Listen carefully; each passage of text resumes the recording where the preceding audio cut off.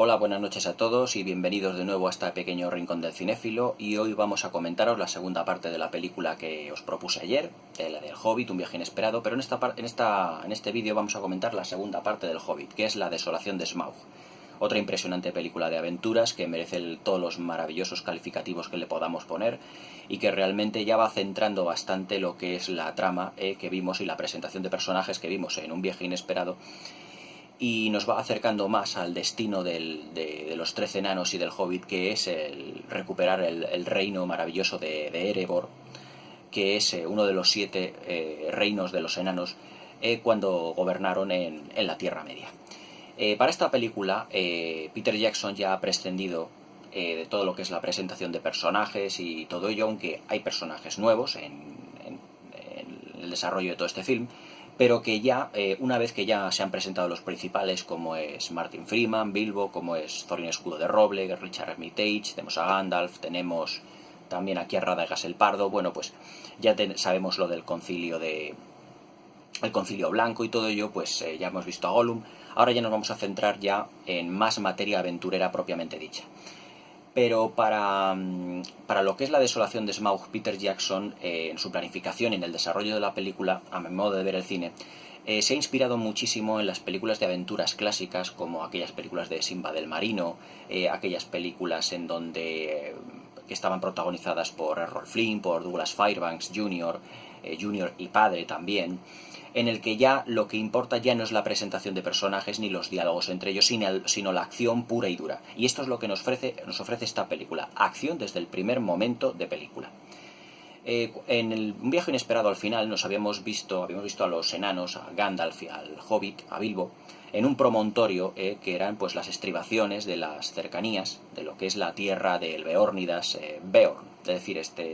como en la película lo llaman, el cambiapieles, que está siempre al acecho, que tiene una cabaña cerca de allí y que tiene una serie de terrenos muy vigilados. El Cambiapieles, que es un personaje fabuloso y fantástico, que yo cuando me leí la novela del Hobbit nunca me lo imaginé de tal manera. Un ser extremadamente grande, alto, muy fuerte, con capacidad de transformarse en un gigantesco oso. Y evidentemente esto para los orcos pues les tira muchísimo para atrás. La película yo la pude ver en el cine, en versión 3 horas. La que tengo es la versión extendida, junto con la de Un viaje inesperado y también la de la batalla de los 5 ejércitos, en una edición extendida que incorpora aquí 20 minutos más de metraje, y son 20 minutos más de acción, de más profundidad de personajes, aportando ya siempre elementos totalmente aventureros a la acción. Y los personajes que se nos plantean es un personaje nuevo, inventado por Peter Jackson y por los guionistas, que eran, como os dije ayer, pues su mujer, Frank Walsh, su colaboradora Philippa Boyens, y también el otro director, Guillermo del Toro, que tuvo que abandonar el proyecto. Los nuevos personajes son una elfa silvana, que es Tauriel, que está también dentro de lo que son las lindes del Bosque Negro, que es capitana de la guardia de Thranduil, el padre de Legolas, que también aparece en este film, y con ellos, con Legolas y con Tauriel, se nos presenta, o Peter Jackson nos da a presentar, pues todo lo que es el reino de los elfos, pero no de los elfos Noldor, como los habíamos visto en los Lórien, o de los elfos de Rivendell, que eran unos elfos más abiertos, más colaborativos y todo, sino que aquí son mucho más peligrosos, son menos dialogantes y que son bastante más incisivos, por así llamarlo, que es el reino de los bosques de Thranduil. El reino de los bosques de Thranduil no tiene absolutamente nada que ver con los Lórien. Los Lórien era un lugar de curación, de hospitalidad, pero aquí los enanos tienen que tener mucho cuidado con el reino de Thranduil, porque Thranduil, por así decirlo, es el elfo original que enemistó a los elfos y a los enanos, y que vimos en el prólogo de Un viaje inesperado. Aquí la verdad es que la presentación de todo el reino de los bosques, donde está reinando Thranduil y donde tiene a su hijo Legolas, el príncipe Legolas, pues es realmente, y visualmente, bajo mi punto de vista, fascinante. Son cavernas, una especie como de cavernas en el interior de la tierra, con cierta profundidad, que también tiene parte en las copas de los árboles, y que no tiene absolutamente nada que ver visualmente con los Lórien, con ese lugar luminoso, o con ese lugar colorista que es Rivendell, sino que este es un lugar más tétrico, más lúgubre, más oscuro, mucho más en consonancia con la mentalidad de los elfos de este reino, ya que el reino de los bosques para Tolkien fue un lugar que estaba lleno de árboles, de arbustos, de caminos, de montes, de colinas, y que todo tuvo, en la segunda y en la primera edad, pues un alrededor precioso, era todo idílico, pero con la llegada de Morgoth, de Sauron, de los Señores Oscuros, se fue transformando poco a poco en un lugar inestable. Y eso es lo que se refleja dentro de la dirección artística y del diseño de producción del Reino de los Bosques, que es el hogar de Thranduil y de su hijo, el príncipe Legolas. Cuando nosotros entramos dentro de lo que es visualmente todo lo que son esas cuevas y todo eso, podemos ver que Peter Jackson se ha dejado prácticamente, como ayer os dije, se ha dejado los nudillos en cada plano, ya que para dar un aspecto muchísimo más laberíntico y dar la sensación de que hay miles de caminos, miles de senderos, de escaleras que suben y bajan, esa como sensación de laberinto dentro de lo que es la fortaleza de Thranduil, Peter Jackson recupera un concepto cinematográfico que ya vimos, por ejemplo, incluso en las películas de la Hammer, en la de Drácula, que os comenté en el mismo canal, que es la de iluminar cada zona del decorado con diferentes subespacios lumínicos. Es decir, que cada rincón del decorado, ya sea decorado del set que hayan construido en Weta Workshop, o decorado digital, lo hayan iluminado de tal manera que dé la sensación de que hay muchas cavernas, hay muchas cuevas, hay muchos senderos, escaleras, para dar esa sensación de grandiosidad que tiene. Y que luego también es un recurso visual que lo veremos también posteriormente cuando los enanos llegan a Erebor y cuando Bilbo penetra para ver al dragón Smaug, del que ya hablaremos un poquito más adelante, y dar la sensación de que Erebor es un lugar mucho más profundo, en el que hay millones y millones de toneladas allí de monedas de oro, de piedras preciosas, y de un aspecto de que parece que no se va a acabar nunca. Entonces es un recurso estilístico muy utilizado, pero que Peter Jackson aquí lo utiliza sabiamente para dar la sensación de profundidad en los decorados. No hay más que verlo, no hay más que ver en todos los planos en el que Peter Jackson se ha dejado los nudillos, se ha dejado su visión, se ha dejado toda la inspiración que pudiera haber conseguido con tal de dar ese aspecto de profundidad, de majestuosidad, de grandiosidad al reino de los elfos. Pero antes del reino de los elfos, pues los enanos atraviesan todo el gran bosque gigantesco en el que de nuevo se hace uso de todo esto. Pero en vez de ser muchos puntos lumínicos, lo que hay es mucha profundidad en lo que se refiere a árboles retorcidos, también a senderos, como diría yo, como de rocas, de arroyos, de ríos, para dar la sensación de que eso no terminase nunca, y aportar mucho más sensación al espectador de aventura y de fantasía. Es un recurso muy utilizado también en todas las películas de ciencia ficción y de fantasía, pero que aquí Peter Jackson lo utiliza mucho más sabiamente.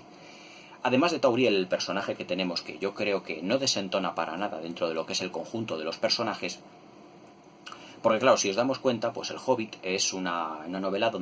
un cuento donde no hay personajes femeninos, en absoluto. Pero claro, si nosotros lo que queremos es darle una adaptación cinematográfica, también podremos contar, ¿por qué no?, con algún personaje femenino, en este caso inventado, que no desentona para nada con el conjunto, y que además hace una especie como de pareja cinematográfica de Legolas, en el que van viviendo una serie de aventuras que luego en la batalla de los 5 ejércitos les llevará a Gundabad y todo eso, pero que ya comentaremos cuando comente en este canal pues la tercera película de la trilogía del Hobbit. También tiene especial protagonismo una fortaleza dentro del mundo de la Tierra Media, que es la fortaleza de Dol Guldur, que es donde está, se supone, un mago al que denominan nigromante, pero que luego es Sauron disfrazado, es Sauron en sí mismo, y que luego Gandalf descubrirá todo ello cuando deja a los enanos en las lindes del bosque negro, y que por mandato de Galadriel va a buscar las tumbas de los 9 que han sido saqueadas, las tumbas de los 9 reyes de los hombres que vimos posteriormente en El Señor de los Anillos, en la trilogía del Señor de los Anillos, y que aquí está metido en la película a modo de conexión con la trilogía anterior, muy sabiamente puesto, es que se había insinuado en Un viaje inesperado, pero que aquí está mostrado más gráficamente. Y podemos ver en una especie como de túmulo, de tumba gigantesca, cómo las tumbas de todos ellos han sido saqueadas, que han sido liberados. ¿Liberados por quién? Seguramente por Sauron, para que lleven a cabo pues todo el cometido de buscar el anillo que Bilbo ya ha encontrado en las cavernas de los Trasgos. Posteriormente, pues somos también partícipes de todo lo que es la expedición de los enanos a través de ese grandioso bosque, con esos árboles retorcidos, muy tenebroso, muy tétrico, que alimenta de una manera vil la mente de los enanos. Pero todo ello narrado siempre de una progresión muy lineal, narrado linealmente, pero sin descanso. El ritmo de esta película no decae en prácticamente las 3 horas de metraje que hay. Yo la edición que tengo es la edición extendida, y el tono siempre se va manteniendo en todo el film. Es decir, no hay minuto, no hay parte, no hay secuencia, no hay plano donde Peter Jackson incorpore algo nuevo. Es como, igualmente Tolkien dio vida a sus libros, es decir, aportando siempre ideas nuevas para que el espectador o el lector, en el caso de Tolkien, no desfalleciera, no cayera nunca. Aquí somos testigos de un montón de sorpresas, la aparición de las arañas, cómo los enanos dentro del bosque negro se van poco a poco psicológicamente afectando mucho, porque es un bosque muy extraño, muy retorcido, como Gandalf les dijo. En el primer término de la película habíamos tenido a ¿cómo se llama? A Beorn, el Beornidas. Tenemos la presentación de este monstruo, y todo ello en una asociación de acontecimientos que se van encadenando uno tras otro, como si de una película de acción se tratara. Y luego, cuando ya han ocurrido todos los elementos o todos los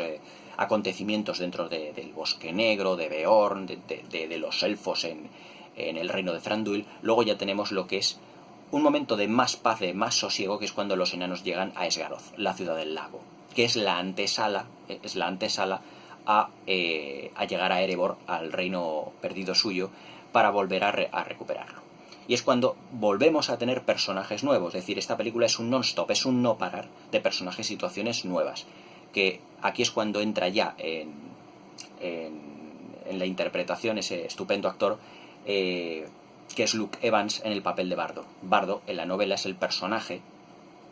que mata al dragón Smaug. Lo que pasa es que en la novela tiene un protagonismo muy leve, prácticamente de muy poquitas páginas, pero eso llevado a la cinematografía, llevado al cine, no podemos poner un personaje que mate al dragón, que es alguien importante dentro de la novela y de la película, y que lo presentemos de una manera tan parca. Tenemos que darle tridimensionalidad al personaje, tenemos que darle un pasado, un futuro, incluso una familia, unos niños, que los niños, los niños que interpretan a los hijos de Bardo, son realmente los hijos del enano Bofur. En los extras de aquí, de la desolación de Smaug, se ve perfectamente que están junto con su padre y le están animando, el padre les da consejos de cómo interpretar y todo eso. Y la verdad es que estaba todo muy bonito y muy bien. Y la verdad es que Esgaroth, la ciudad del lago, es otro prodigio de diseño de producción, como realmente todos los decorados de esta sensacional película. Vemos construcciones muy similares a las del pueblecito de Bree, que vimos en la Comunidad del Anillo, pero siempre estando apoyadas sobre un inmenso lago, pues al borde de un gran río, que es lo que se le separa a Esgaroth, a ese río, de la montaña solitaria, que es donde está el reino de Erebor propiamente dicho.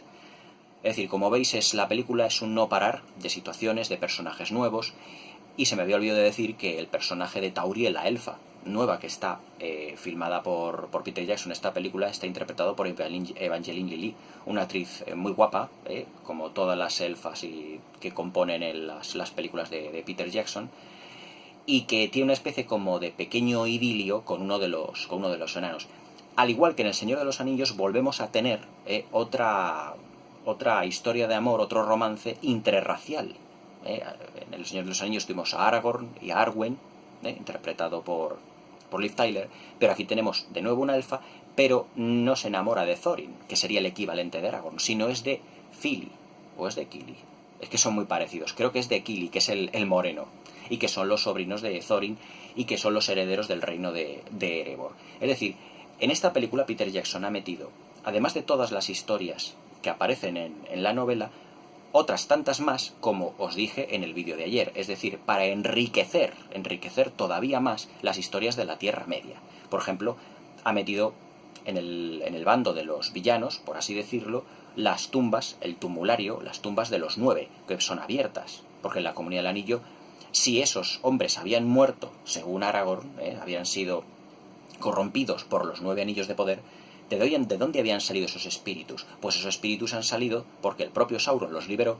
en Dol Guldur, 60 años antes de los acontecimientos de la Comunidad del Anillo. Si os dais cuenta, Peter Jackson siempre, por así decirlo, no da puntada sin hilo. Es decir, quiere enlazar esta trilogía perfectamente con la del Señor de los Anillos sin dejar un cabo suelto. Es decir, de dónde viene la predicción de Legolas por Aragorn, que le veremos en la batalla de los 5 ejércitos, de dónde han salido los 9, que son esos espíritus o esos personajes que estaban en el tumulario, y que Gandalf descubre que han sido liberados, cómo ha vuelto Sauron, qué ha pasado con los antepasados Thrain y Thror, que son el padre y el abuelo de Thorin. Es decir, todo esto está metido en la película de manera que no quede ningún cabo suelto y que todo esté perfectamente hilvanado con los acontecimientos del Señor de los Anillos. Para mí, Peter Jackson y su equipo de guionistas han hecho un trabajo fabuloso, porque no es que ya no quieran dejar un cabo suelto, es que quieren dar mucha más profundidad al reino de la Tierra Media. Como os dije ayer, Peter Jackson no se ha limitado a adaptar la novela del Hobbit en sí misma, sino que le ha dado mucho más viveza, mucho más riqueza, aportando más argumento, más personajes, porque la Tierra Media, nosotros, como espectadores de cine, si hubiéramos visto solo una película del Hobbit, después de la trilogía del Señor de los Anillos, con una película nos hubiera sentado nos hubiera sabido muy a poco. Porque después de 3 superproducciones, que nos hubiera dado solo una, había muchas cosas que podíamos explicar, y que Peter Jackson ha aprovechado ya el Hobbit para meternos muchas más historias que enlazan con la trilogía del Señor de los Anillos, y que además dan más profundidad, dan más personajes, todo. La manera de enriquecer la Tierra Media es un gran poema de amor, una gran canción de amor, la que Peter Jackson tiene por la Tierra Media. Todo ello siempre de una manera exquisita, en lo que fuera a decorados, a planificación, a iluminación, la banda sonora, que también es de James Horner. De James Horner, es de Howard Shore. Me confundo al de James Cameron con este. Una banda sonora también portentosa, con personalidad propia, sobre todo el tema de la ciudad del lago de Esgaroth, cuando los enanos llegan. Tiene personalidad propia. O sea, esta película no es deudora y no tiene que ver con un viaje inesperado, y no tiene que ver con la batalla de los 5 ejércitos. Es decir, es una película con personalidad propia,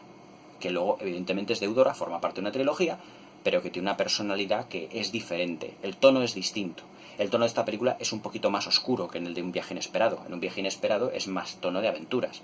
En esta película el tono es más de acción. Y en la tercera, la batalla de los 5 ejércitos, el tono ya será claramente bélico, porque ya se llama así, la batalla de los 5 ejércitos. Es una guerra, una batalla lo que nos están describiendo. El título lo dice.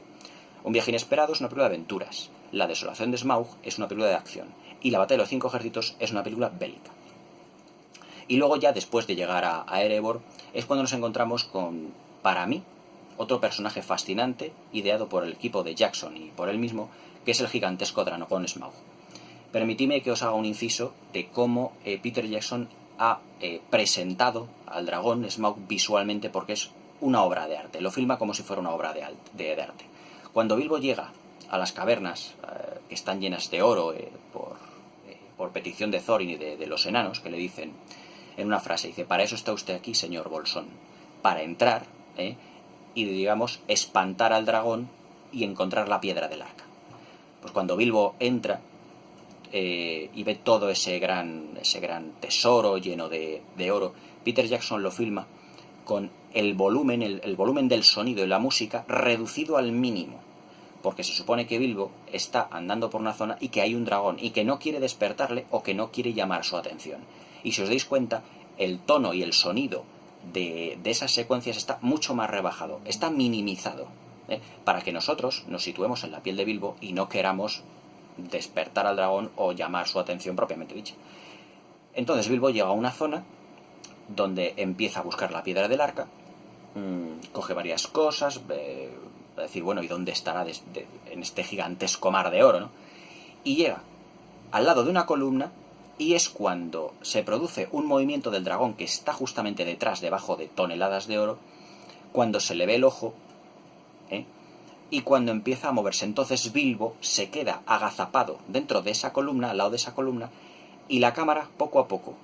va haciendo un zoom out, es decir, se va alejando, alejando, alejando, alejando, siempre en el centro del fotograma, teniendo la columna y a Bilbo en pequeñito, y vamos viendo como alrededor de la columna, tanto a un lado de la columna, en un lado, como en otro, van apareciendo partes del dragón, para que el espectador se dé cuenta del tamaño que tiene el dragón en sí mismo, que es gigantesco. Entonces el dragón se va moviendo y todas las masas de oro en el que el dragón está sumergido dentro de ella se van moviendo y va saliendo poco a poco el dragón. Y para dar un tono más tenebrista, es decir, si no es espectacular ya esa imagen de por sí, para dar un tono más tenebrista, Bilbo se pone el anillo y todo queda como en penumbra, es decir, pasa al reino de las sombras, al reino de Mordor, para verlo todo de un modo más oscuro, más tenue. Y el dragón sale presentado visualmente ante los espectadores como si perteneciera a ese mundo oscuro. Se va alzando, ese tono de voz se va agudizando, se va haciendo cada vez más fuerte, más potente. En la versión original está la voz del dragón es del actor Benedict Cumberbatch, que le vimos en Doctor Extraño, la película de Marvel, que también comentaré aquí en el canal dentro de poco, y que la versión española no sé el actor, pero que no sé el actor de doblaje, pero que también lo hace realmente bien. Y entonces es cuando Bilbo ve al dragón majestuoso dentro del mundo oscuro, que es todavía más impactante y mucho más terrorífico. Es decir, el dragón siempre se nos ha presentado de una manera terrorífica, espantosa, como para dar impacto y dar más miedo. Que con esa voz tan profunda y tan ronca, el impacto es todavía mayor. Pero es que ahí no acaba la cosa, porque Smaug, el dragón, tiene la personalidad de un psicópata. Es decir,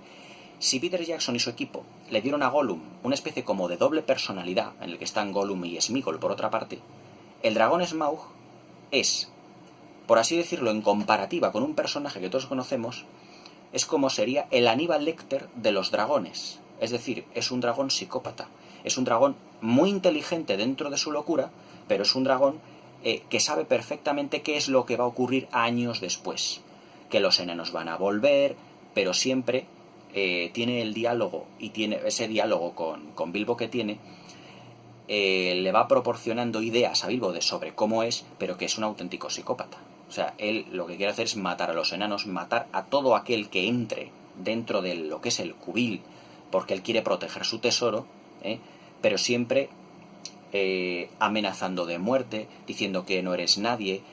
haciéndole una serie de preguntas, jugando con él como un asesino jugaría con su víctima antes de matarla. Es decir, se comporta como un psicópata. Todos hemos visto muchas películas de Hollywood, en televisión, en el cine, donde el psicópata, el loco de turno, o por ejemplo, el cara de cuero en La Matanza de Texas, el Freddy Krueger, hace una especie como de juego con la víctima antes de matarla. Pues aquí la actuación del dragón Smaug es exactamente lo mismo. Va jugando con el enano, diciendo: